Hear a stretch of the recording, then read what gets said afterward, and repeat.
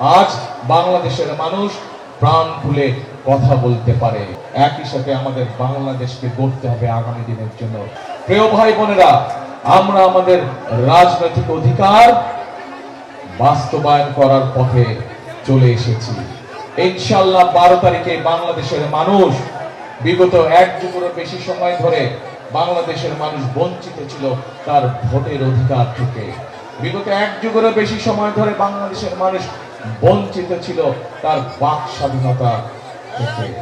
আজ বাংলাদেশের মানুষ প্রাণ খুলে কথা বলতে পারে, তাদের বক্তব্য উপস্থাপন করতে পারে। আজ বাংলাদেশের মানুষ তাদের রাজনৈতিক অধিকার, যে ভোটের অধিকার, সেটি প্রয়োগ করতে চলেছে।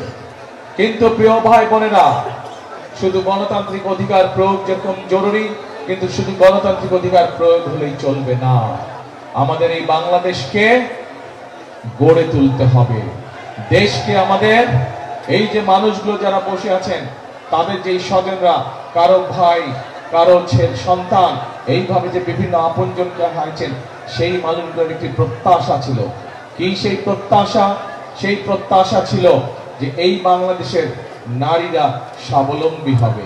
এই বাংলাদেশের মানুষ, সে নারী হোক পুরুষ হোক, তারা নিরাপদে রাস্তাঘাটে চলতে পারবে, ব্যবসায়ীরা নিরাপদে ব্যবসা করতে পারবে, পেশাজীবীরা নিরাপদে চাকরি বাকরি করতে পারবে, এলাকার সন্তানেরা নিরাপদে লেখাপড়া করতে পারবে, এলাকার মানুষ, এলাকার যারা তরুণ, যারা যুবক, যারা পড়ালেখা শেষ করছে, তাদের কর্মসংস্থানের ব্যবস্থা হবে।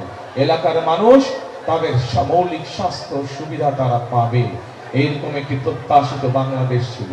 প্রিয় ভাই বোনেরা, আজ ভোট যেমন আমরা প্রয়োগ করব, একই সাথে আমাদের বাংলাদেশকে গড়তে হবে আগামী দিনের জন্য। ঠিক? তাহলে কে কে আছেন বাংলাদেশ গড়ার জন্য?